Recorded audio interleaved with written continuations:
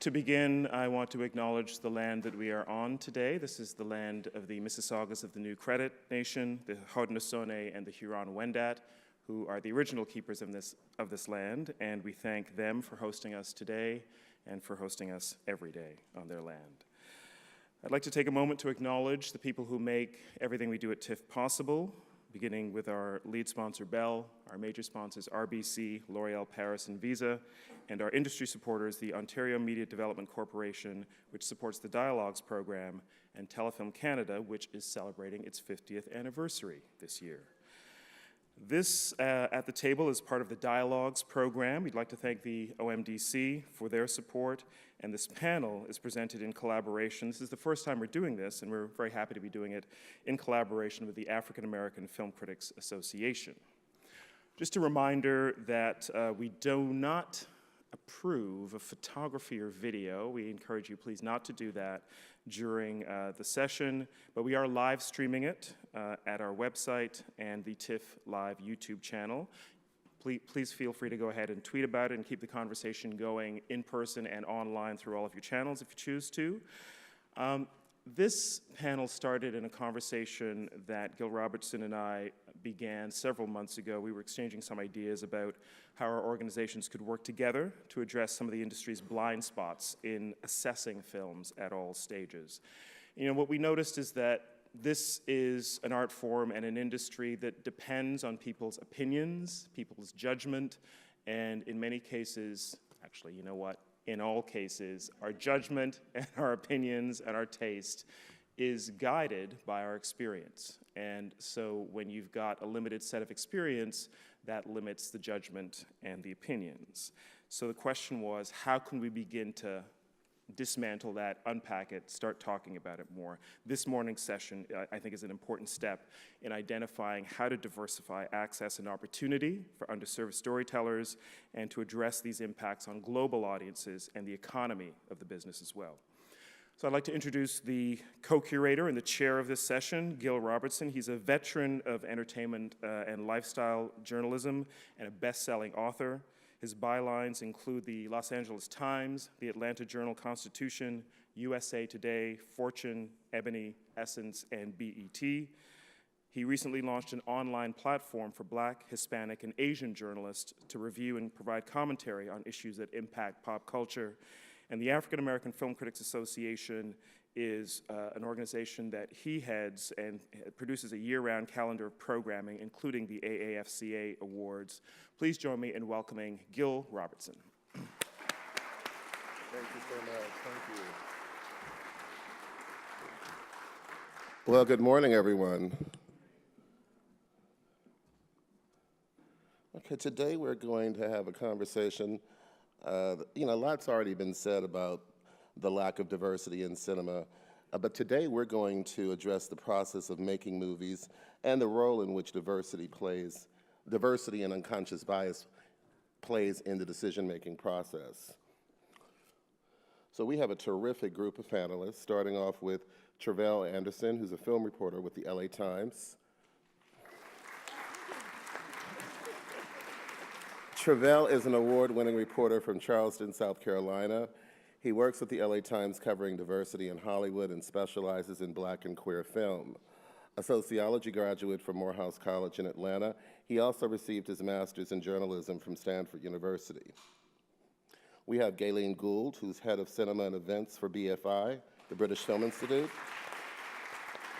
Gayleen Gould is the head of cinemas and events at the British Film Institute and an accredited coach, published writer, and broadcaster for BBC Radio. Previously, she worked as a programmer for TIFF and Hot Docs 9. She has creatively directed a number of large-scale exhibition projects for the BFI, the Museum Service, and the Arts Council England. Gould also is the founder of an independence project, company, and consultancy called Write, Talk, Listen. Next, we have Mr. Franklin Leonard. Franklin is the CEO and founder of The Blacklist. Franklin, as the founder of The Blacklist, it's a yearly publication highlighting Hollywood's most popular unproduced screenplays. He has produced and worked in development at Universal Pictures and also at production companies for Will Smith, Sidney Pollack, and Anthony Minghella and Leonardo DiCaprio.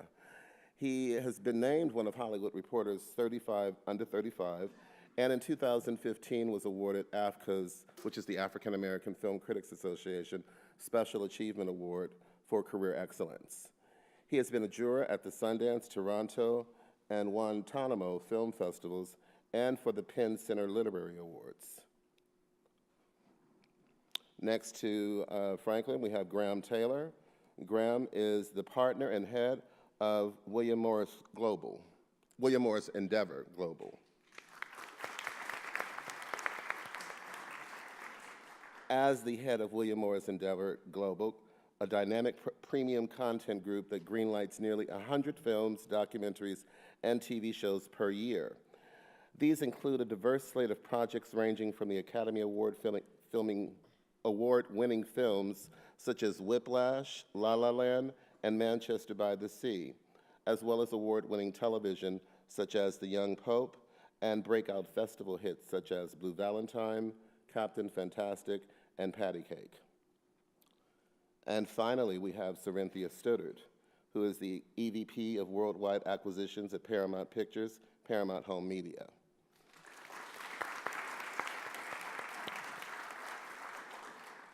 Cerinthia is in charge of acquiring independently produced feature films for theatrical release. Studdard has acquired film festival favorites such as ACOD, Ashby, Love, Rosie, Academy Award winner Spotlight, The Intervention, and GOAT for selected territories. She has also overseen the marketing and distribution of home media releases from Nickelodeon, Comedy Central, MTV, CBS, and Showtime. So there we have it. So let's start off by talking about the process that from A to Z that a film takes from the moment the script is written to when it hits the theater, and the role that each of you play in that. So I guess, Franklin, since everything begins with the script, that would mean you. I suppose it does. Should I just jump in and give the lay of the land? Or, so the interesting thing about writing screenplays as opposed to making movies is that screenplays actually are sort of not capital intensive, whereas making movies are. And when it comes to diversity, I'm particularly interested in the gap between the number of people who are writing screenplays, which is roughly representative of the diversity of the country, with slight underrepresentation of women, but I actually think that has more to do with sort of a culture that does not encourage women to put themselves forward in the same way that it encourages men to do that. And the reality of who gets to make films which require the acquisition of capital, where you don't see adequate representation or anything remotely resembling what the country looks like on the gender front, on the race front, on any other front. But here's what I can say about screenwriting. The Blacklist has a website that allows anybody on earth to upload their script, have it evaluated, and if it's good, we tell the entire industry, hey, this is good, you should do something with it. And we've seen hundreds of writers get signed, and at this point, almost 10 movies get produced over the last 5 years from scripts discovered on the site. We have seen, like I said, the number of people submitting is roughly on balance with their representation in the US population. We have also seen, because we keep this demographic data separate from the sort of public-facing part of the site, we also know that the scripts from every demographic are just as good as those from other demographics. If you look at the distribution of scores given for women, for Black writers, for Latino writers, for older writers, for younger writers, et cetera, they are virtually exactly the same. But somehow, despite that, I think in the last 10 years, the top 100 films from the studios, I think 4% directed by women, fewer than that directed by people of color. So there is a ghost in the system, and that ghost goes by many names. One is white supremacy. The other is misogyny, and I think that the question is you know, sometimes that is based because of explicit bias, sometimes that is because of implicit bias, but it is very real. And the bright side is that you no longer have to go through the system in order to make something great, distribute it, and be compensated for it. And I think that is in all likelihood going to be our salvation. All right, so we're going to walk through the process first so that our audience of emerging filmmakers, as well as established filmmakers, can understand the various steps that a film takes before it hits the theater. So once a film has been accepted or greenlit, where does it go? Graham? Once it's been greenlit? Mm-hmm. Or once a film has been submitted to either, I guess, you, Cynthia, or to you, Graham, what is the next step after the script? Yeah, I mean, look, I think that the first goal of any writer is to get their script represented by someone in the system, right? Like you want to be represented by an agent or a manager, maybe both, and have that person, you know, who is always going to be more acquainted with the way the system works. They're going to have personal relationships with producers, directors, whomever, to put it out into the world, to make sure that people are reading it and have the chance to find out that it's good, and then hopefully get involved in a substantive way and attach themselves. So, you know, you may get your script to Graham. I mean, one of Graham's colleagues, and he'll send it to a bunch of producers, and hopefully one of those producers will say, hey, this sounds amazing, we'd like to produce this movie. And then you as a writer will go meet with that producer and see if you share the same vision for the project. And then you will go about the process of trying to get money from a studio or an independent source, or package the movie with a director or actors, or both simultaneously, and try to get your movie made. So Graham, what role will you and your team play in that?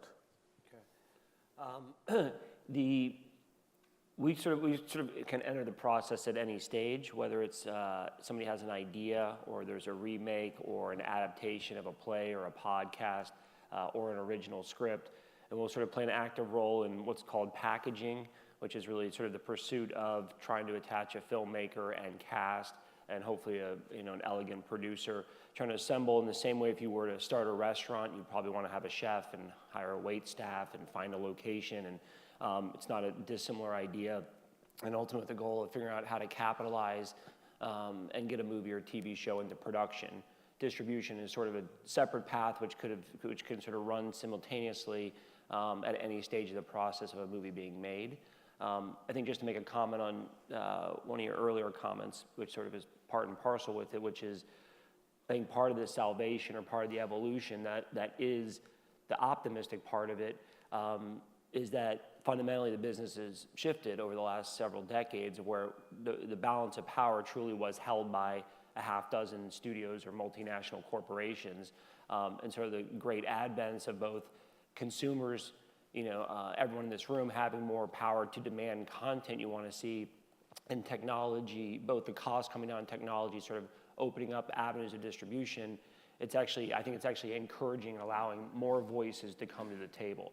It doesn't mean that there's still not the systemic issues you identified that exist, but I think from our lens of trying to put content together, it feels like there's a lot more options. Like for anyone in this room, there used to be more barriers to entry to sort of get from script to screen, and it sort of feels like those barriers and walls from that lens are coming down, which is a weird contrast to the systemic issues that exist.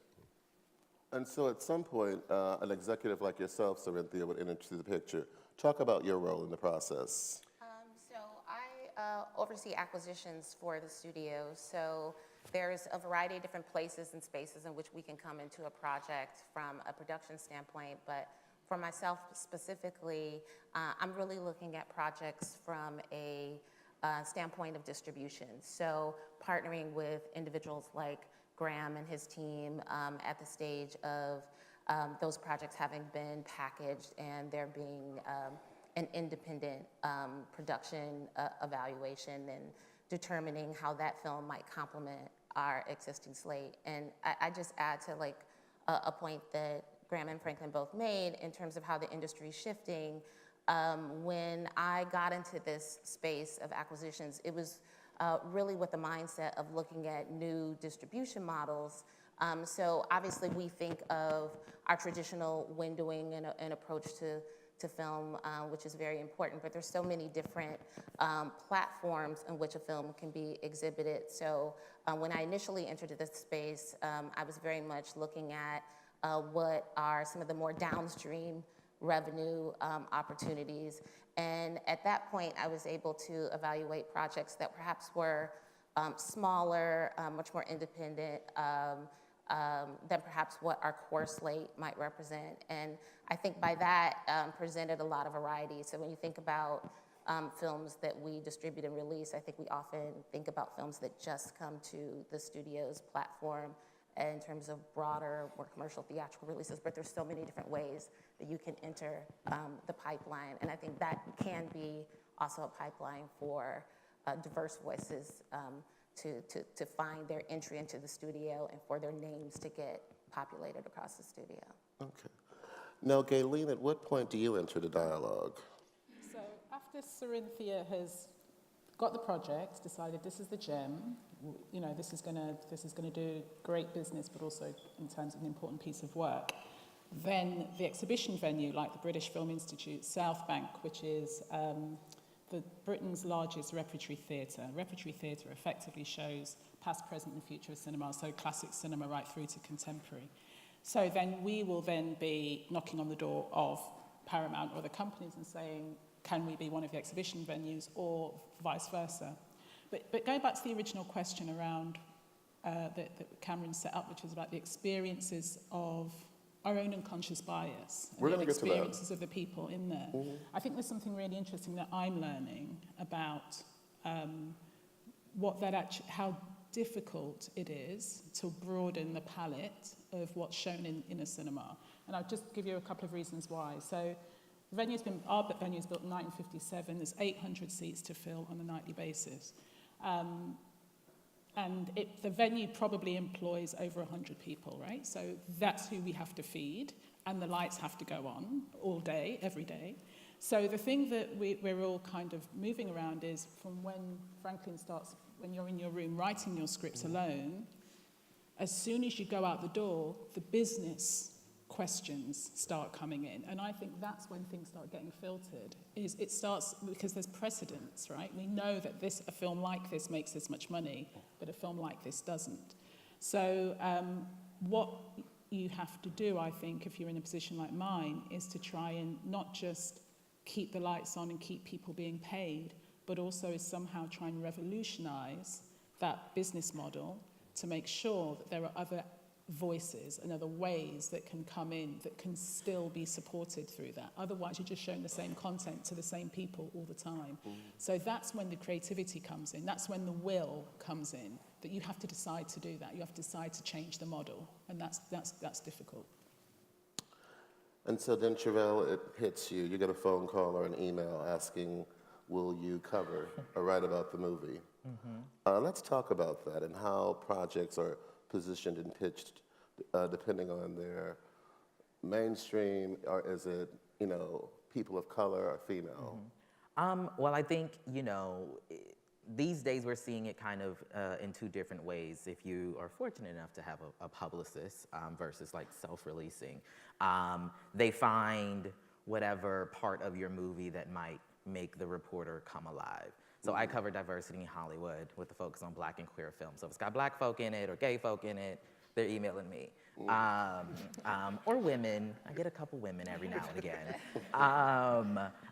And then on the other end, it's actual filmmakers themselves, sliding in my DMs or, tweeting me, trying to get, some attention on their film. And so I'm at the very end of the process when it comes to your films. All right, so we've gotten an overview: script, packaging, acquisitions, festivals, media engagement. Now let's go into the real deal here. How can women and people of color create points of connectivity with the studios to get their projects, seen and heard? What do you think they need to do to, penetrate, this glass ceiling that so many creators have a problem going through? I'll say two things. The first is like my big campaign right now and probably for the rest of my career has been getting people to realize that the assumptions that they make about what can make money are, the conventional wisdom is convention, it is not wisdom. And I'm a numbers guy, like that's, like I was captain of the math team in high school, like I rely on empirical evidence to come to conclusions. And you know, all of the things that I heard when I was working at the studios and production companies about, you know, why decisions were made were always not based in fact. I'll give you some examples. When I was an executive at Universal, the default assumption was female-driven action does not work.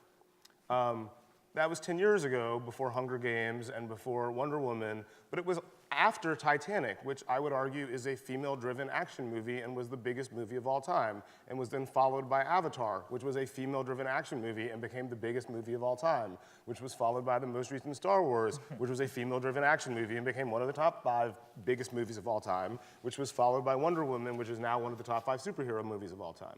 But people kept saying over and over and over again, female-driven action doesn't work. We're not doing it, period. The same thing happens when it comes to, oh, you can't sell people of color abroad. Doesn't work. My simple question whenever I hear that is, okay, show me the numbers. Show me that it's a fact that you can't sell people of color abroad when Coming to America made $170 million years ago. And they were like, oh, that's Eddie Murphy, that's different. Okay, explain to me how Big Mama's House 2 made $70 million abroad. Explain to me how Intouchable was was the biggest movie in France, largely on the back of Omar Sy's performance. Explain to me how hip-hop is arguably the most important cultural force over the last 40 years around the world, and how everywhere you go in the world, people project themselves onto black athletes, whether they be playing for their national teams or for their local sports clubs. So I think the biggest thing and the most important thing we can do is support the films that we want to see on our televisions and in our box office by paying money to see them. But when people tell you things that aren't based in fact, reject them, because those are the assumptions that all of the decisions that result in the biases that we see on our screen are based on. So that's one. Two, and I want to give just a tremendous amount of sort of love, admiration, and respect to Ava DuVernay on this. Ignore the studios. Don't try to smash the glass ceiling, build your own house. And I'm stealing her words, and I want to acknowledge that. Because you don't have to anymore. Like, yes, if you want to make a $150 million movie, you're going to need somebody with $150 million to give you that to make it, in all probability. But if you need to make a film, write something amazing, put together a great team behind it, find somebody like Graham to put together the money, or crowdfund it, and just go make it. You don't have to get the studios to do anything anymore. And I'll promise you this, if you figure out a business model behind what you're doing, the studios will come to you, and they will beg you to get involved. I mean, look no further than Tyler Perry. Say what you will about his movies, qualitatively, there is no denying the fact that the man was rejected by Hollywood, went away for a while, made a successful business on his own with stage plays, and when he came back, the deal that he got with Lionsgate was better than Steven Spielberg got with DreamWorks. As far as I know, you would know this better than I would on the numbers. You just made a $400 million deal. Yeah, so. With my studio. Yeah. So I would say that, like, you can try to find your way in, and the best way to do that is just to make something undeniable. Write a great script with, you know, sort of obvious commercial sort of markings. But I think the best advice I can give is to remember that the studios aren't the only game in town, and you'll benefit from it because you don't need them anymore. And in the long run, they need you far more than you need them. You know, Graham, Saranthia, Galen, anything else to add? No, I would just add in terms of, you know, the variety of different ways you can enter. I mean, it goes to the point I made a moment ago.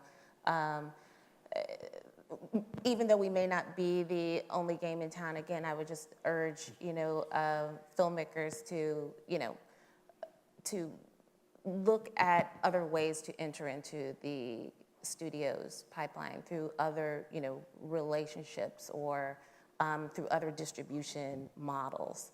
I think as an industry, we are connected to all different ways that people can have content that can, you know, resonate. So I think exactly as you were saying, whether it's, you know, having a meaningful, marketing campaign or approach to your film and then using that as your calling card to get the meeting, or having an opportunity, for your film to have a platform at a festival of which there's variety of different sizes. I know that I find myself a part of conversations where filmmakers without the level of filmography or what have you are getting their content seen, and then the conversation starts. Then where can we fit them into the pipeline? So I think that's the important thing of just making sure that you have an opportunity to kind of sample all the different ways to get attached and connected to a studio. And think like an entrepreneur, right? Yeah. I mean, it's like But I think you fundamentally have to view whether you're the self-creator of the content or you're a producer or you're an advocate. It's every single piece of content, if it's not sort of commissioned by a studio or commissioned within the system, is a startup company, right? And the same thing if you were going to try to start a restaurant in your local neighborhood, or a tech company or any kind of entrepreneurial endeavor, everybody in the movie business has to think like a producer irrespective of their discipline. She may be a studio executive. She 100% acts like a producer in her how does she actively find stuff, build stuff, bring it into the system, create noise around it.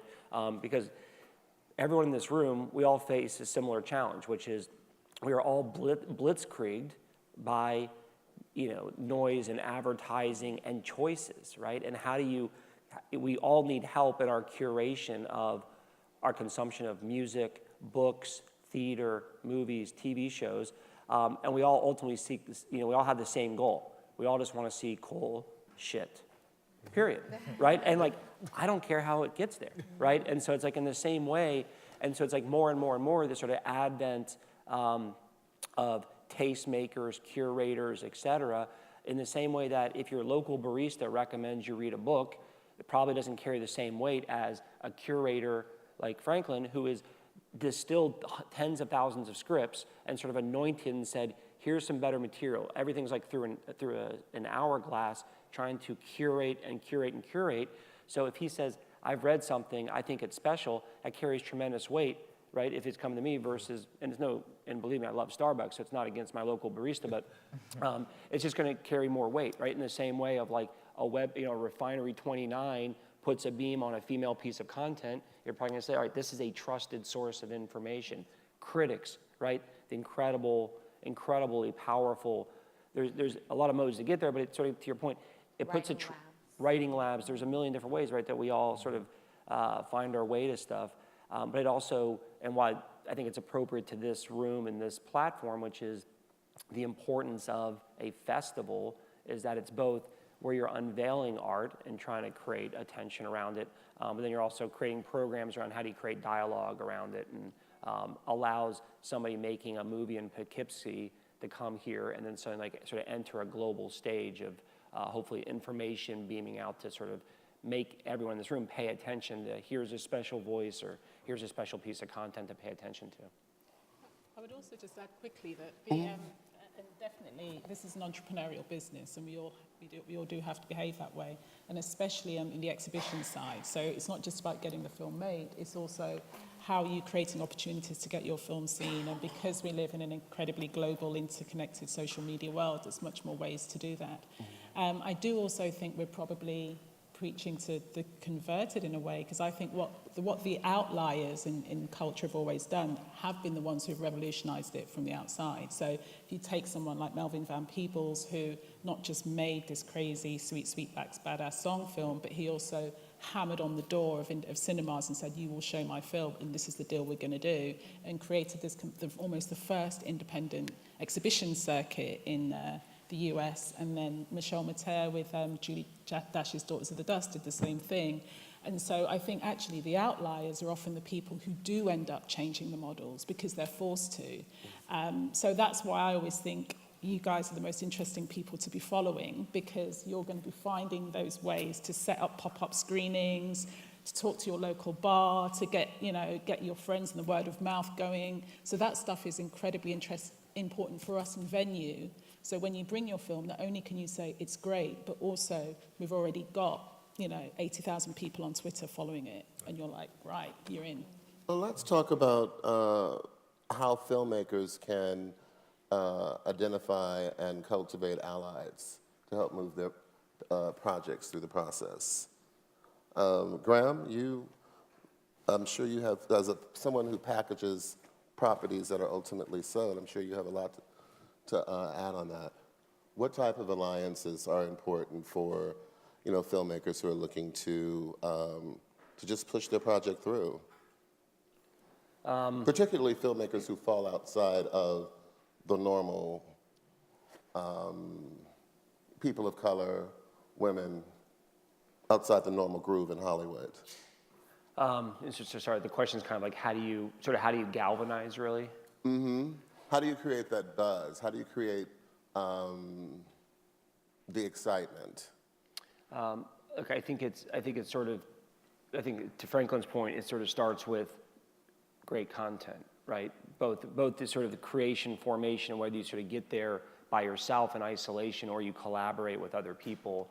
And then but how does the, of course it starts off with great content, but there's a lot of great content that isn't going anyplace. So if you're a person of color or if you're a woman, how do you create something that a white male in a suit in Hollywood is going to be able to relate to and feel like they want to put their money and efforts behind? I think I might be able to help if you... Go for it. So I think there's a few fronts, but the one thing, like, look, everyone's always like, how do I create buzz around my thing? I just need to get people to see it, and oftentimes my advice, and early in my career I would always say, okay, great, send it over, I'll take a look, and it wasn't good, and I think the first thing you have to do is make something that is so good it is undeniable, right? So like Moonlight is a black queer film that also happens to be one of the best films I've ever seen, right? And so Barry Jenkins wasn't out there with like a mediocre movie being like, yo, I gotta get buzz on this thing and like, maybe that'll take me to the top. He made one of the best movies I've ever seen. And what's great about that is once you do that, you don't have to do as much work creating hype around it, because people will want to hype it for you. They will want to associate themselves with it because they will want to be the ones, who introduce the rest of the world to something amazing. Like the reason why the reason everyone's always like, oh, thank you so much for helping me with my project or my script. And I'm like, look, yes, I will happily take that credit, but let me acknowledge that part of the reason why I'm passing along your script or introducing you to an agent is because it makes me look good that I'm the one who found you, because I know that it is that good. And so what you want to do first is make sure that you're making something that is that good, and invest 95% of your effort on that. The other 5%, once you have done that work, I think is really just about identifying people who you think are likely to respond who do have big audiences. There's the Blacklist website for screenplays. You can upload your script. If it's great, we will then tell all of Hollywood, yo, check this out. Twitter, I think, is a great tool for that, and I think there are great examples. Matthew Cherry is probably the one that sort of springs to mind immediately as someone who, created a really impressive short, film to use for fundraising for an animated short about black hair, and raised, what was the final number, like $250,000? Yeah, a lot. But again, and look, Matt puts in work on Twitter, getting people to pay attention to what he does. But if it was garbage, he wouldn't have he wouldn't have Ben Stiller retweeting it. And that happened, and like plenty of people like him. So I think as much as it is important to seek out allies and do that, I can't emphasize enough that like most people's effort is misplaced in that direction. Take the time to make something exceptional. And when I say exceptional, I don't mean good enough. I don't mean better than the worst movie that came out this weekend. I mean something that you can say, you know what, I'm going all in on this.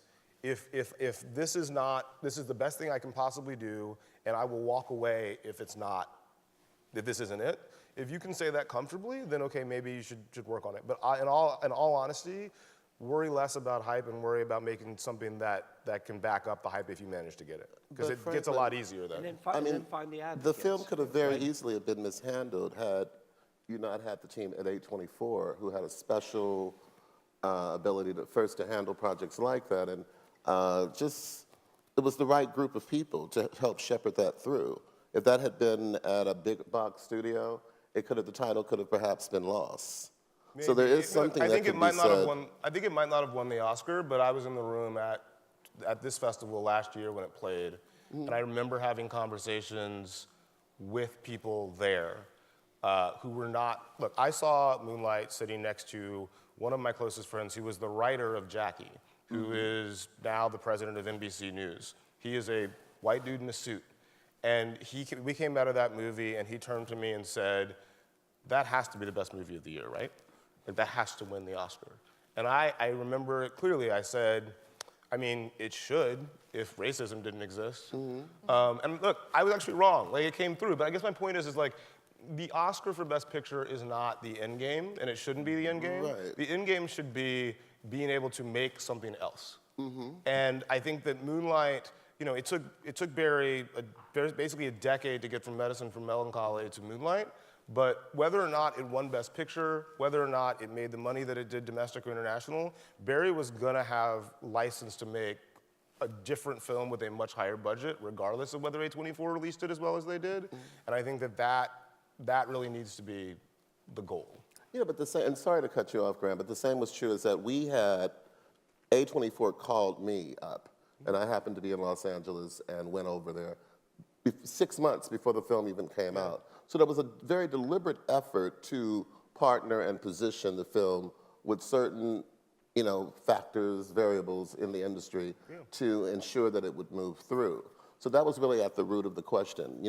What is it about creating alliances, be it from who you select as a distributor, which I would assume, Graham, would be a role that you would play in influencing who they ultimately went with, to within the industry, which groups and organizations you would align yourself with to help amplify the message about the movie. I think there's something. And we touched on this a little bit the other day when we spoke.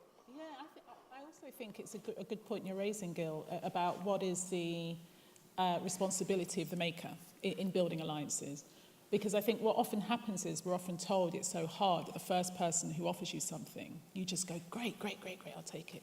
But actually maybe there is something about how do you interrogate how this organization, this company, this partner is going to treat what you do. There's a lot of really beautiful films that get picked up from an exhibition point. We're working mainly with distributors. And you can tell if they're working on a slate of projects, there's going to be a slate of hierarchy in how those projects are taken. So sometimes there's really small gems that get lost in a distributor slate because they're saying, well, we've got this with this big star, and then we haven't really got much money to put behind that. The great thing with A24 is they were the perfect partner for Moonlight. If someone else had taken it, they might not have handled it with such love, which is why they're calling you, right? Absolutely. So a big part of it probably, as a maker's point of view, is asking those right questions, which is how are you going to treat my film? What kind of release are you going to give it? Who are you going to be talking to? And that kind of creativity. They released it with Altitude in the UK, and it was the most creative platform release that's ever been done in the UK, in my living memory. They put time, they had guys doing murals and street murals in Birmingham. I mean, they just put money and time and love into that release. So yeah, I think the partnerships are important, sure. And having the wrong partner, conversely, right? Like I was involved in a movie called Dope, which I think was an excellent movie that didn't achieve the level that I think it was capable of achieving. I think because it had the wrong, and I like the people involved, but that ultimately in terms of distribution, I think it wasn't the right marketing, the right campaign, the right timing. I don't think was handled with I think somebody was generally handling the distribution that didn't quite truly get what the movie was, right? And how to speak, and how to find its way to an audience or a greater audience that would have consumed it and been advocates to continue to get others to consume it. And can I just say, I think to everyone's point, having the wrong partner means that someone like at the LA Times or the New York Times is not going to see your film. And ultimately, that's one of the ways that you can get eyeballs on your film is by having the right partner who knows, who has my cell phone number, right? And can call me up and be like, listen, come see this movie. Versus, you releasing it yourself and, your best friend just started their publicity company and they're just cold emailing random people just because. You want to make sure that you know people. So that means going to the events, talking to people, passing out your cards. That means maintaining these relationships. That means following these people to see what they're doing. Shoot them a quick email or a tweet. Hey, liked what you did here. I'm not asking for anything yet. And you maintain those type of relationships so that when you have your product and it's good, because it has to be good. I don't care if it has Black people and gay people in it. It has to be good. And then those connections that you have started and that you've built and maintained will pay off in the end. Can I just make a point to Tre'vell's really important one, which is to do with, you need people within those organizations who cares, right? You don't need a lot. You might just need one or two who genuinely go, I'm going to work an extra hour tonight to make those phone calls. So we released, the BFI fantastically picked up Daughters of the Dust to release it across in the UK, which we're very proud of. And there was one young Black woman, Tega Akiti, shout out, who was an event coordinator, who obviously goes, this is the most important film ever. And basically, I think it was in my first week of starting, I got on the phone to Tega. She's like, let's just organize loads of influencer screenings. So within 10 days, she'd done it. She just worked an extra hour. She'd got on the phone. She'd called people like yourselves. We just organized all these screenings. If Tega wasn't there, putting that time and effort in, then that little bit of extra wouldn't have been done. The film would have been released, but it wouldn't have been, so you need those people inside. Absolutely. Right. I'm going to add one additional point and use Barry Jenkins as sort of the model for this, which is just be a good person. Because That's outrageous. I know, right? That is so antithetical to the movie business. I know, but excuse my language, but on a fundamental basis, don't be an asshole. I think, again, Moonlight is an exceptional film, but I think one of the other reasons, in addition to sort of the way 24 put it out, but I think also why they went the extra mile, why Plan B went the extra mile is that Barry Jenkins is one of the best people ever also, and he had built this incredibly deep reservoir of goodwill around the industry. I mean, I remember meeting with him after Medicine for Melancholy 8 years ago and thinking, this guy's amazing, I want him to be successful. I want him to sort of get all of the things. And he had a deep reservoir of goodwill at the Telluride Film Festival where he had worked as a curator for years. And so people then, when he had the goods, people wanted to see him succeed. And I think that's another thing, never underestimate the value of sort of, on some fundamental, cheesy level, karma. Put good things into the world and help other people and they will help you, not because it's a transactional world, but because it begets goodwill. So I want to spend a little time, because I know we touched on unconscious bias, and that, was, could take the full hour, in fact, to really delve into that. But specifically with Graham and with Sarinthia, being that you guys Specifically with Graham's unconscious bias. Let's focus there. Let's talk about that, the elephant, and, Well played. the role that both of you feel that unconscious bias may be playing in stopping this train and not allowing projects, deserving projects, to really go the full distance. Look, it absolutely exists, right? And I don't think anybody's clean, right? And specifically problematic when it comes, of color, sexuality, gender, age, disability. I think to sort of, I think even something maybe you said before about kind of smashing the system, right? Which is, I think one part is you have to create, right?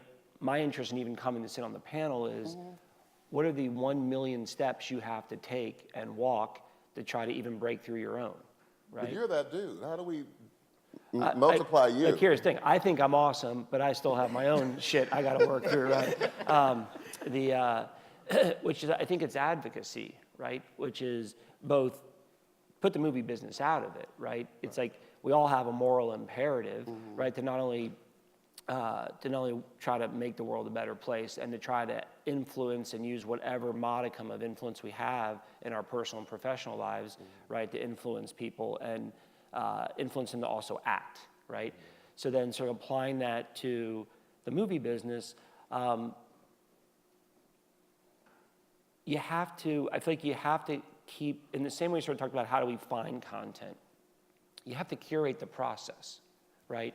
And it starts with not only recruiting people and advocates and goodwill around you, then finding a way to, mentorship, creating programs, because we sort of talked about how like the material and talked about the financing, but it's like we haven't talked about the manufacturing, right? And it's like, are you creating opportunities aggressively to put people in front of and behind the camera, like around the art, right? It's going to be greatly influenced by all the people that touch it, right? Either the artists or the technicians. And fundamentally, I believe that we all want to, as my point earlier, want to see interesting stuff, which means inclusion of voices, right? On every level of it. It takes a tremendous amount of work and programs and people with sort of a relentless pursuit of how can we both act and get others to act as agents of change. So I certainly don't have the answers, but I think it's also naming the unconscious bias when you witness it, experience, and the goal is not to make everyone feel badly. The goal is to push people to be the best versions of themselves. Absolutely. I think it's that on that kind of just simple base level. Cynthia? I mean, look, I like to, every day I wake up, I'm a Black woman, so it Me filters. too. Don't be exclusive. It filters into my life in ways I can't tell you, because it's not something that's so obvious to me. It's just a part of who I am. That's true for all of us. And given whatever your experience is, it's going to filter through how you're going to see the world. It's going to filter into how you approach your job. You just hope that, you use whatever instincts you have or power you have for good, to kind of use the phrase. I think you need to have more people in the room that look like the audiences that you want to serve. I mean, that's kind of the basic level, right? And I think there's work for, at least with regard to the studios, there's work for all of us to do in that regard. And I think go where the conversations are being had. Sit down with the people, like the amazing people on this panel, but sit down with the people who are connected, to be really honest about your shortcomings and say, help me out. I'm looking for talent. I have these positions open, or I have a problem here in my slate that looks like this. I think you kind of have to be really honest about where the gaps are. If you're not honest about that, then you're just going to continue to push out the same stuff, and then you can't ask yourself, well, why didn't that happen, or why did I? So I think that honesty and making friends, from a variety of different places and spaces, I think will prevent you from only talking to yourself. You know what I'm saying? But it's like what Franklin alluded to earlier. I mean, fully stated earlier. I mean, you have this long laundry list of films, female-led films, but yet you don't see, Hollywood really getting behind the idea that females can lead successfully an action movie.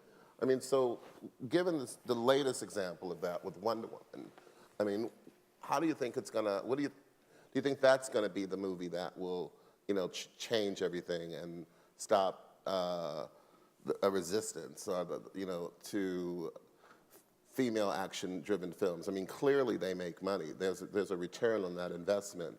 But what do you think it's going to take for it to finally stop being a question, but just being considered a fact? That well-created, properly marketed movies with a female lead, action, can make money. When will that stop being a question to just be, yeah, let's do it? when misogyny ends, like as a systematic, no, but as a systematic issue. No, I mean, look, I say that partially in jest, but like, this should, like, it should have probably ended after Hunger Games, or after Titanic, or after Avatar. You know, how long do we have to hear that, like, it's funny, I've gotten, every time a black movie comes out and wins the weekend and does really well, there's always an article in one of the trades that's like, another blac movie overperformed. And I remember— I told them to call you the last time when they called me. I said, no, call Franklin this time. Yeah, I actually got that call. But I remember tweeting after one of them, like, how many movies have to overperform before you acknowledge that your model is flawed? And the problem is that filters down, right? So if you undervalue what female-driven movies do, or LGBTQ-driven movies do, or black or Latino or Asian films do, then when you're making your green light decisions, you make fewer of them. And when you make fewer of them, that means that there are fewer directors who are employed, and fewer actors who are employed, and fewer DPs and grips and whoever is employed. And the result is you end up with a severe underrepresentation with that community, despite the fact that they overperform at the box office, and so that's how deeply entrenched sort of white supremacy and misogyny are, is that people are literally giving up money in order to continue to make these bad decisions. And I think it's really important that, one, we just keep reminding them, like, yo, there's money here. Like, I don't even care if you worry about the ethical or moral imperative here. Get that cash. Hire these people. And I'm hopeful that, like, those constant reminders will help. But there have been constant reminders for decades, and it hasn't changed. To that end, what are the implications for Black Panther and Wrinkle in Time? You know, how will the success or failure of those two films, because they have enormous budgets, impact? What will the long-lasting impact be on Black filmmakers? Because let's face it, if it's, you know, that's how it's going to ultimately be seen. Let's hope that it's as relevant as it would be for white male filmmakers if those movies didn't do well. It won't be, but it should be. And I'm going to keep hitting that drum now until both of those movies make a ton of money, which I expect they will. Hopefully. But you know, that I'll know that we're good when every time a black film succeeds or fails, it's not a direct implication on the careers of everybody else who looks like them. Right.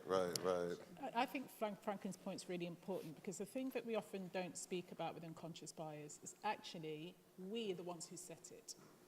So culture, we are the ones who create the framework to which audiences in the rest of the world go, oh, that's how black people behave, or that's how women behave, or that's how people with disabilities act and feel. We actually create it. So reframing the narrative all the way through is absolutely the key thing. We have to keep asserting the fact that it actually doesn't matter if the film makes money or doesn't make money, because some films do and some films don't, and that's the nature of the business. Do you know what I mean? So we have to keep reframing the narrative all the way through, because then that is the narrative that then shapes the future. So we're continually, this is the thing about, we have to reframe the model, we have to change it as we're doing it. And I think it is about processes, actually. I think essentially it's about 98% of it is will. If you want to do it, you could do it tomorrow. Right. The amount of people who have gone, we can't find any black people. It's like literally you could walk out on the street in the next half an hour and bring back 2 or 3. It's not hard, but you have to have the will to go out on the street, you know. So that's the thing, 98% of it is will, but then the rest of it is then process. It's like, then how are we going to do that? If we say that this is what we stand for, how do we make sure we stand for it? Who are the people in the room making the decisions? Who are our tastemakers? Do they reflect the people outside? Why isn't my venue inside looking like the tube, how the tube is constituted out, you know, a tube train, what do you call them in North America? Whatever you call them. Subway. You know, why is that the point? Like, why, you know, so you have to then ask yourself the hard questions, then you have to follow through, but you have to have the will first. And then celebrate the wins. Right. Right? It's like often it is sort of in this binary lens of either the quote overperformance on the weekend sits here, and then over here is purely if there's being anointed with like the Academy Awards. And there's this big gap in between, which is you have to sustain that conversation of both the artistic achievement, financial achievement, how it's affecting the culture achievement. It's like, in a weird way, like I would argue that same-sex marriage gets passed because of Will and Grace and Brokeback Mountain and normalizing characters. But then it's almost like there's this like fucked up thing where the second it gets passed, it's as if people are taking their foot off the gas of the moral and business and cultural imperative of you should double down, right? Actually take that achievement, and that should help to continue to push the advocacy, creation, production, and distribution of art that continues to normalize and normalize and normalize to the point where you don't have to identify, oh, it has gay characters, black characters, women, right? It's like, and it's going, I think, to your point, right? Which, and we can take a cynic's view or we can take an optimist view, right? I happen to be a cheerleader, which annoys the shit out of my wife, because she thinks I'm naive. But it is hand-to-hand combat that will go on the rest of our lives, but that shouldn't take away our energy towards fighting or pushing forward. If anything, it should encourage, right? Because it is process. There is no mountain to get to. We're all going to have to just continue to climb it, and that hopefully things look better from the 1700s to the 1800s to the 1900s to the right today, and going forward, leave the world a better place. So. No, I also wanted to, and we don't have enough time, unfortunately, to really delve into this topic, but what do we say to Asian and Latino filmmakers, particularly Latino American filmmakers who are having such a hard time, getting their films seen, whereas their brothers and sisters in Latin America seem to be faring a lot better? How do we prepare them to, successfully navigate getting their projects up and out there? I mean, the future remains very bright. And especially given their population. Yeah, I mean, look, the demographics are in their favor. And not only are the demographics in their favor, and this is one of my favorite statistics about the American film-going audience, is that the demographic who sees the most movies per year on average is Latinos who speak Spanish in the home, followed by Latinos who speak English in the home.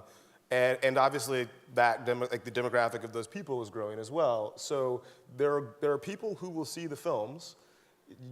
You got to make them, and you got to find a way to get them distributed. No, I know I'm saying, but so like that remains an issue. But I think in the same way that I think people they're finally waking up to the reality that there's a large female movie-going audience, and there's a large audience over the age of 50, and there's a black movie-going audience that will show up when the product is there.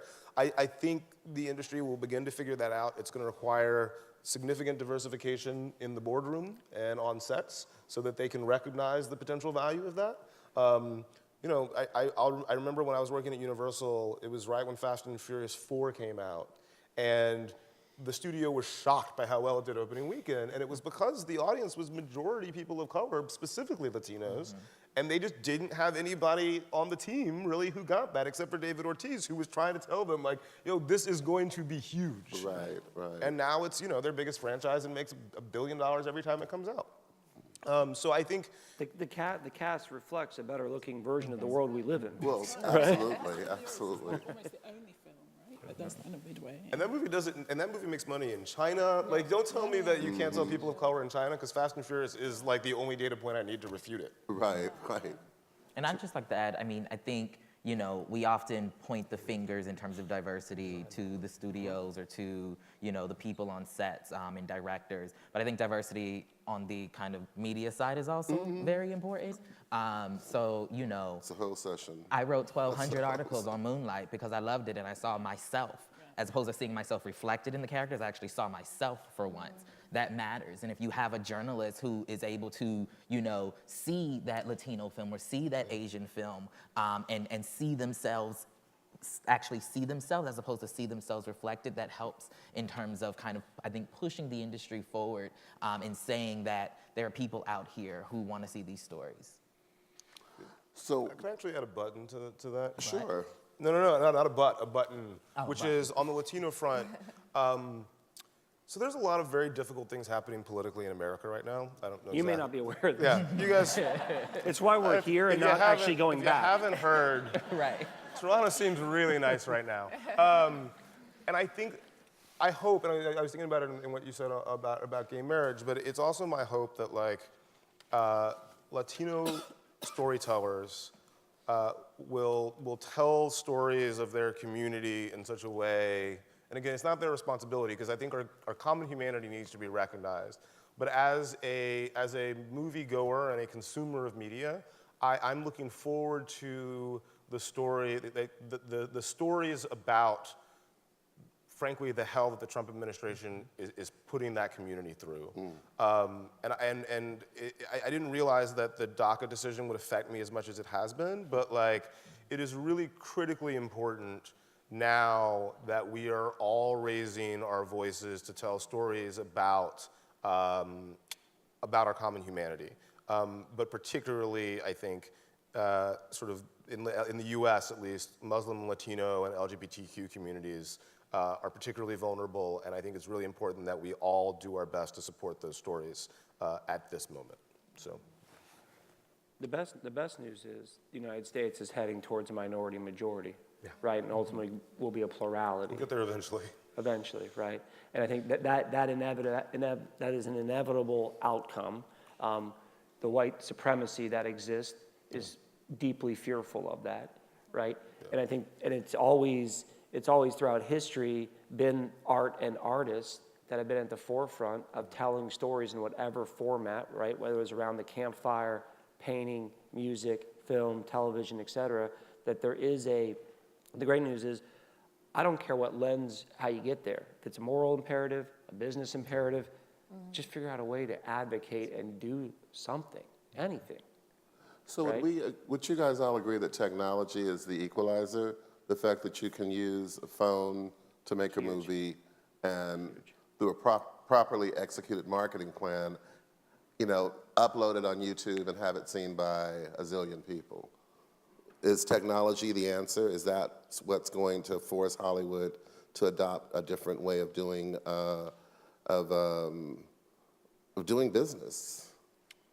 I think it's an answer. I don't think it's the answer. Well, right? an answer. Right. Yeah. No, but I do think it's an it's not the only answer. one. And I mean, you see, just on the kind of media side of things, you see a lot more people, a lot more voices out there doing things, whether it's, doing a short film on your iPhone like Matthew Cherry, or whether it's, starting on the web series front and hoping that you can, balloon from there, a la Issa Rae. I do think that it's doing something, but I also challenge us on the industry side to keep kind of moving in our spaces as well. And if both continue moving, then hopefully we'll get to a space where they actually meet and Issa Rae isn't the outlier who makes it. Yeah, I think it's a tool. Right. But the collective we, has always been the only answer. Yep. Gayleen? Yeah, I think for sure, we're seeing the fact that it's creating more spaces for speech, but it's creating more spaces for all kinds of speech. So that's also the thing that we have yet, because it's happening, it's burgeoning, we're in it, we've yet to understand the kind of mental health effect that's having on people, the spiritual effects, the creative effects, all of that, in terms of that kind of immediate backlash. And it's actually releasing all kinds of voices that actually, some of which can be very useful, but some of which is just deeply, deeply, deeply harming and disturbing. So, sort of, I suppose is the answer to that question in a way, yeah. Right. Graham, Cynthia? I would just say, I think tastemakers kind of come in all different shapes, sizes, and colors. So I think technology kind of equalizes that a bit. I mean, there's a conversation that could be had within, the Black Twitterverse, which all of a sudden takes on, so many different angles that you'll never know. You won't have the context necessarily for how it started because it's turned into this bigger conversation. So I think technology is doing a brilliant job of I guess kind of having conversations go much broader than they otherwise might. So they might start with a diverse way, then it becomes just a broad, cultural conversation. So I think it's definitely moving things forward. And Graham? I think it's a weapon, right? Okay. It can be a weapon of change. It can be a weapon of mass destruction. So it's like all it's like all powerful tools. They come with a great responsibility. But I love it primarily that it something I said earlier, just about bringing down barriers to access, right? And it's been one of the most effective tools, right? Both in helping open up the avenues for creation and then ultimately the modes of distribution to get art to people, right? In a variety of ways that didn't exist over the last several decades. So that's a great positive. Great negative is how it influences an election. And actually taking art or thought or whatever, right, and framing that in a way that's extremely dangerous. Okay. This is terrific. We're going to open up for some questions.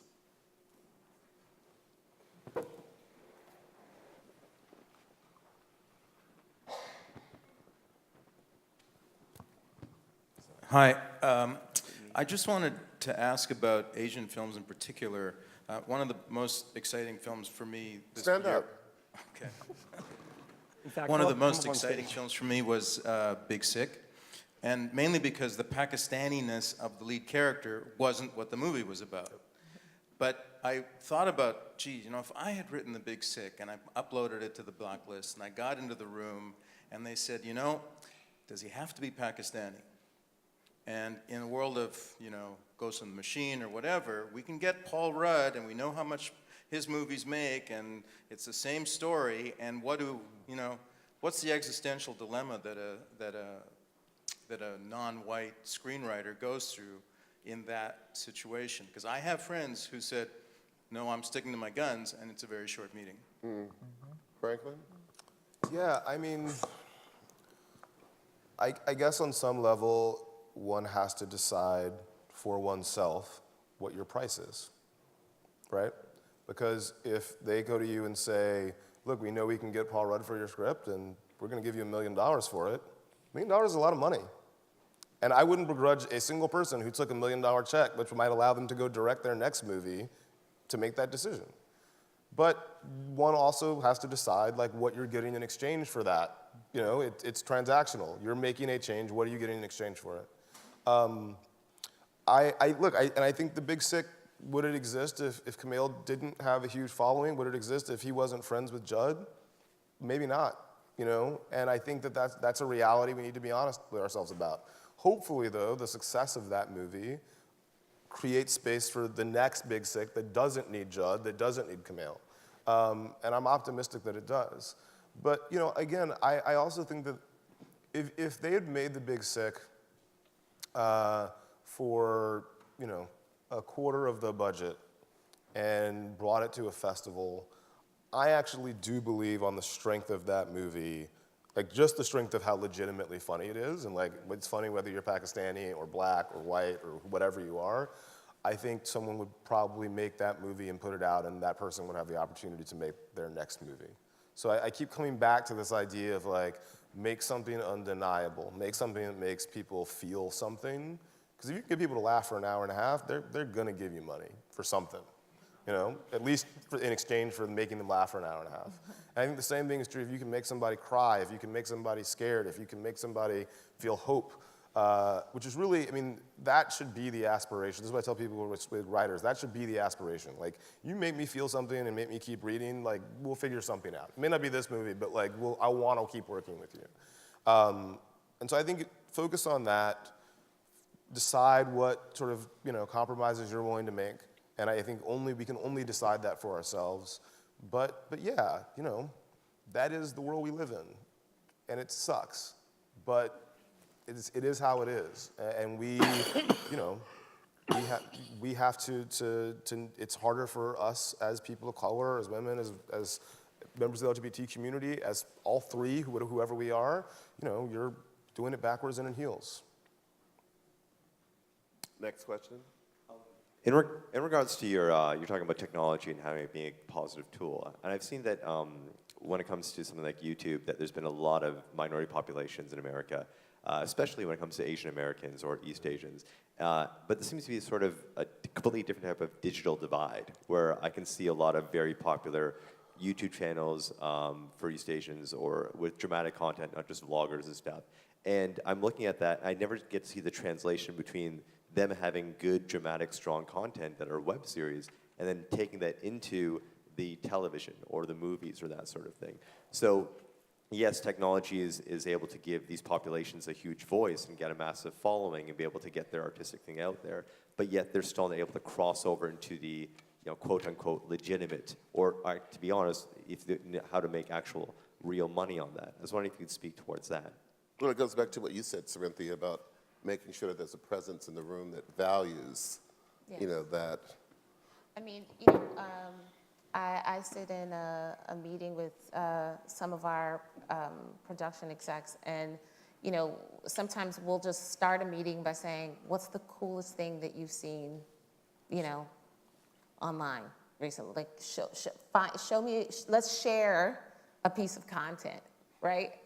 Or a moment, captured, and let's talk about it. Why does it connect with you? Like, so I think that, I don't know if I'm answering your question by bringing this up, but I just think that there is a way for, kind of this, content that's being, starting very small and being made in kind of very individual, vacuum can go broader because of the conversations it starts. But I don't know if I got directly to your question. Well, interestingly, the technology is allowing for this question, right?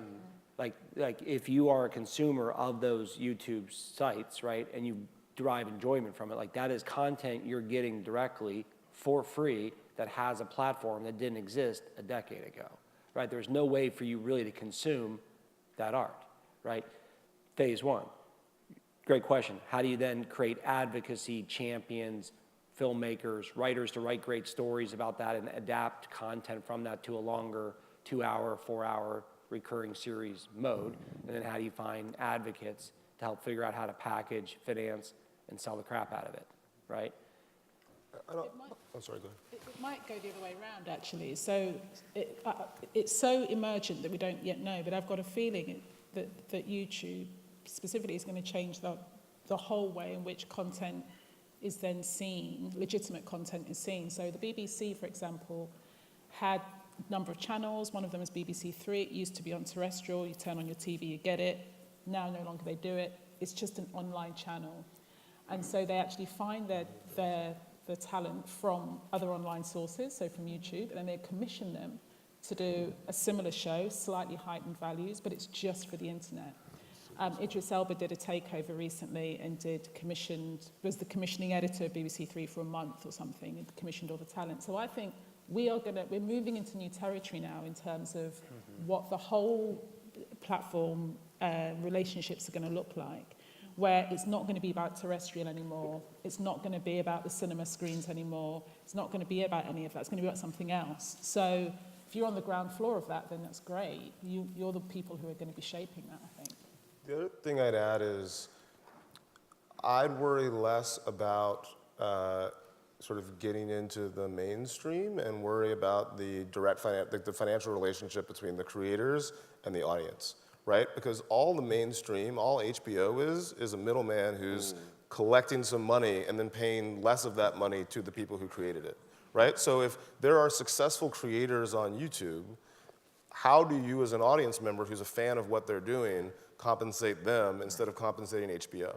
And what are you doing to either pay them for the content that you're consuming? Because by the way, YouTube's just an intermediary as well, but they provide the platform for you to see it. But they're making money on their sort of ad sales, only some of it which they're passing through. So how can you compensate the creators for the work that they're doing? And how can you encourage other people who are members of the audience to compensate them? And how can you make sure that their audiences are sticky enough to them so that when they migrate their material from YouTube to their own dedicated channel, to their own dedicated website, that they'll go with them? That's revolutionary talk. I read Next, a lot please. of Marx in college.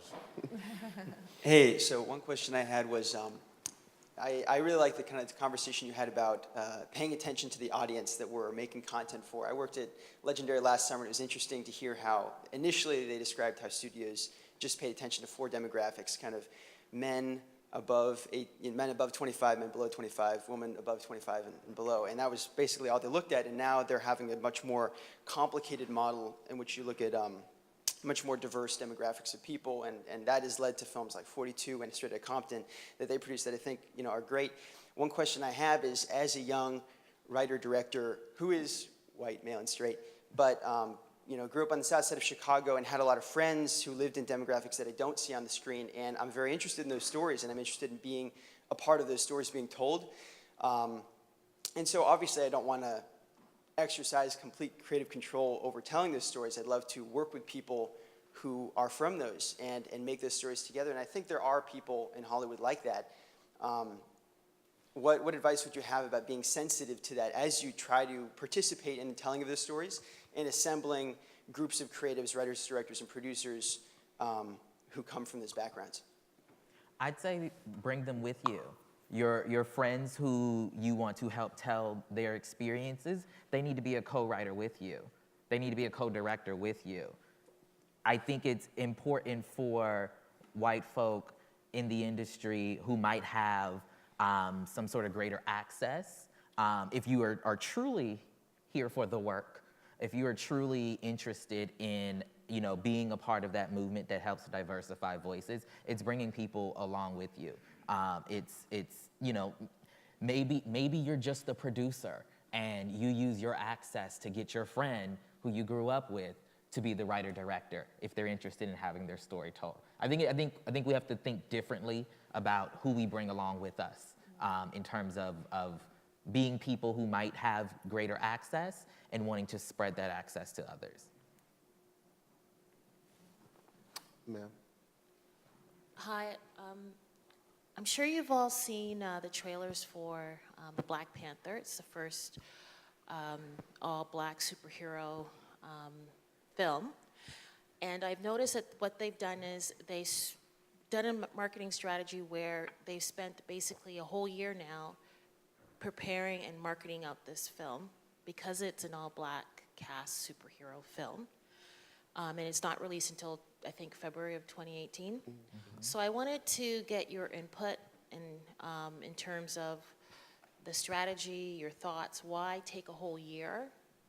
Because I know that there is an anxious following to see the film. So I just wanted to maybe talk about the strategy of the Black Panther marketing. I mean, the biggest challenge with that film is the money, and the math in Hollywood. The film, I think the budget's $120 million. So then you double that in terms of additional costs to see it release. So you have a film that needs to gross $240 million, $480 million, or is it $660 million in order to even be seen as a profit? And that is why they've started so early, to make sure that people are identified with the film, are invested in the storyline, and hopefully will go out. Their biggest hurdle, of course, is not to get people that look like you and I to go and see Panther, but to our neighbors. Are they going to take Molly and Jennifer out for a Saturday afternoon at the movies and see the big black Mandingo save the world? That's the highest hurdle that Disney has to somehow figure out in 6 months. I mean, I feel like Marvel always drops their trailers like a year and a half out. Like I feel like, I mean, actually, because that trailer was dropped during the NBA Finals. I remember it well because I actually emailed Ryan Coogler to be like, I've never been more angry about the fact of time existing. I have to wait 9 months to see the movie now. I don't want to see another trailer. I don't want to see anything else until I can watch the damn movie. But I actually feel like in a weird way, and this is actually where sort of our outsized power as a community on social media has power. I don't think Marvel created Black Panther, the hashtag Black Panther so lit, right? Of course not. Exactly. I mean, they wish they could have, but we took it upon ourselves as a community to be like, this is going to be something that we're going to celebrate. And then the trailer dropped, and the trailer was fire, and I'm probably going to see it multiple times opening weekend. It is really amusing that, they are dropping it. The movie comes out during Black History Month on NBA All-Star Weekend in LA. I'm guessing that's not a coincidence. But yeah, I mean, I don't see it. I think I don't see the was it- marketing plan being all that different from what a normal Marvel marketing plan has been. Was Deadpool released in February? It might have been. Was yeah. it? I think so. Valentine's Day. What's Was it that? Valentine's Day? Around Valentine's Day. That same as that. So Which I'm sure there's an element of, right? A bunch of comic book movies all kind of go out in a similar way. Suddenly Deadpool, it's an R-rated, right, which is a big scary bet, and then it disproportionately worked, right? That's a really good point. I'm sure there's an element of like, all right, let's move our black one, right? And we had our female one. It's like we're talking about these things in isolation, right? Which is banana cakes. But to your point, yeah, there's long lead marketing because you also have a second issue. One part's color. The other issue is there's much greater brand awareness on a national level of Superman and Batman and even Wonder Woman than there is Black Panther. It's a lesser known character, has less penetration into more households in the US. So you also have to help build the mythology, normalize the mythology, get people excited about the mythology irrespective of color, right? And I think given the opportunity of time, you know, for those audiences who are deeply familiar and connected already with the story, giving them the opportunity to kind of let it explode. You know, let them be the adopters and aggregate it out to everyone, that benefit of time. Again, like I was saying, like in the social sphere, it gets to a point where you don't know where that conversation started. You don't know where that hashtag necessarily started because it's taken on life by itself. So that having a year gives you a lot of opportunity to get that message out.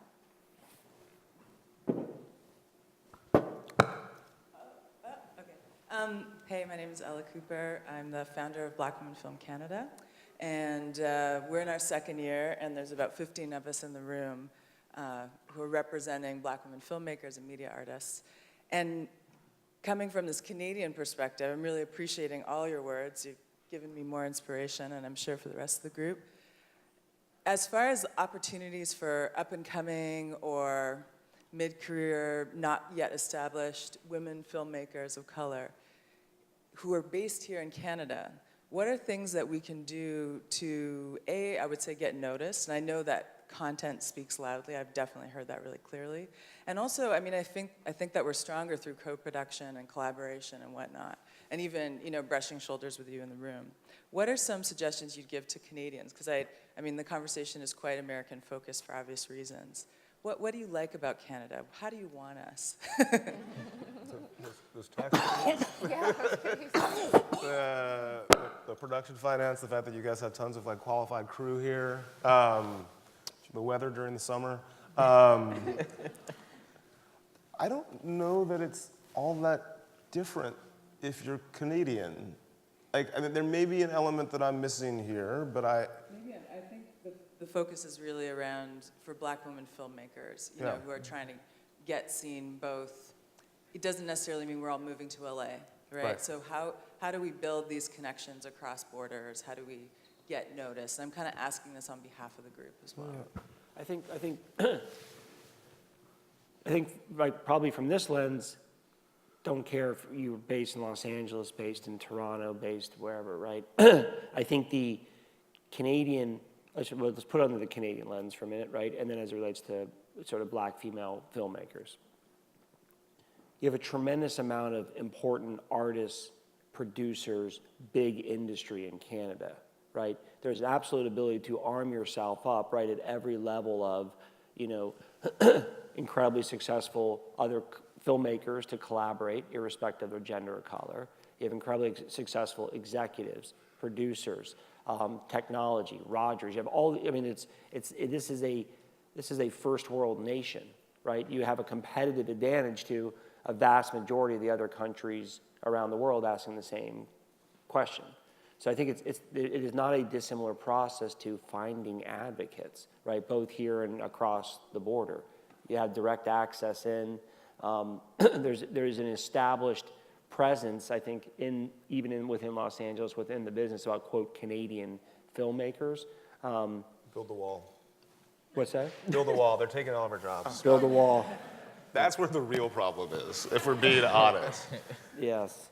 I think it's you know, it's a deploying, I think even creating an organization that highlights it and creates a group of advocates, which is one part a creative collaborative salon, right, which I'm sure is one part of your organization. Another part is advocacy and sort of taking, how do you build and strengthen relationships? You said there are 15 of your co-collaborators in the room, right? And those 15 people have 10 relationships, and those 10 it mushrooms out, right? To continue that advocacy. So if one of you is has written a great script, your ability to go broadcast that out is now made greater by virtue of this collaboration, right? That's an active step.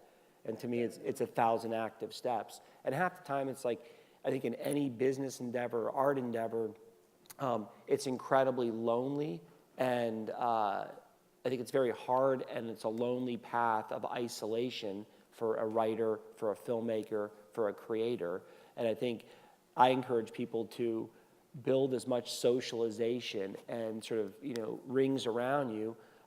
It's hard to go do anything in isolation, right? And it's not, and there's reason in cliches like it takes a village, whatever, like there are the cliches because there's truth to it, right? And the reality is it's like the job of a producer is to wake up at 6 a.m. and hear the word no, and hear it all day, every day, week on end, months on end, years on end, until you hear that yes. And that yes has to be transformative, and you have to be relentless and myopic in that pursuit. You know what I mean? To me, it's like I've been in the business a quarter of a century. I've attained some level of success. No, for me, is my second favorite answer. Nothing gets done with maybe, right? It's like, I'll take no, and I'm going to find a way to smash the fuck through it.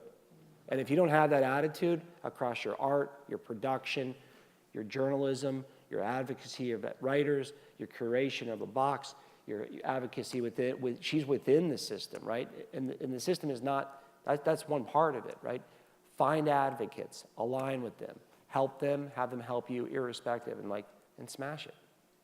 Don't take no for an answer. I think just to add to that, because being from England, there's often, so when Spike used to come to England, someone asked your exact same question, but substituted England from Canada. So it's like, how can we do partnerships with you, Spike? And I'm like, I'm sick and tired of coming here and people asking me to do partnerships. Do your own thing, So he'd always shout at us and we'd be like, okay, Spike. But he's kind of right in the sense that the thing is in the Northern Hemisphere, American cinema dominates. So it dominates Europe, it dominates everything. So, and we're talking in budgets, we're just talking about money, really. So you've got a couple of choices. You either reframe your focus and go, who do I want to make work for? Is it for a domestic audience? Is it for a local audience? Is it for a moving image audience? You have to be really much clearer about that, I think, when you're outside of America. So that's the first thing. But the second thing I would say is then we have to be a lot more canny at looking at internationalism, right? So if you're an American filmmaker, you can make a film for an American domestic market and not think about it. But I think if you're outside of that, the international market becomes a lot more important. So really understanding, which is why TIFF is so fantastic, is you've got this access to looking at the whole breadth of what's happening around the world and beginning to look at what are the kind of stories and the conversations that are happening, not just in Canada, but in Britain, in parts of Europe, in whatever, in Asia, and understanding that actually you've got kind of an international palette. It's not just one place to choose from. So I'd say go see everything at TIFF. And that's part of just educating ourselves, which is why I think Barry Jenkins is interesting, because when you look at his palette of filmmakers that interest him, very few are American. He's actually globally, and this is a global industry. So, there'll only ever be one Marvel. We're not all going to make, that's not our model for most people in the world. So, yeah. You know what, we're going to have to, I sincerely wish this could go on and on and on, but that's why it was such a great idea, and I want to thank Cameron and the team at TIFF for providing us with this opportunity to get this conversation started, and hopefully it'll be one that we'll continue next year and the year after. I'd like to thank my panelists. You guys were absolutely fantastic. Sincerely, thank you for the time. Appreciate it. For those of you on social media, please talk about what we discussed today. Use the hashtag TIFF17 and also TIFF Industry 17. For AFCA, our hashtags are on Instagram AAFCA, and also on Twitter, the AFCA. Thank you so much for coming, and you guys enjoy the rest of the festival. Let's give it up for Will Robertson. Thank you so much. Thank you so much to our esteemed guests. And please come back for at 11:30 for a Screenwriter's Anatomy of a Screen session with Sean Baker from the Florida Project, filmmakers from The Breadwinner, and filmmakers from First They Killed My Father, hosted by Franklin Leonard. Thank you.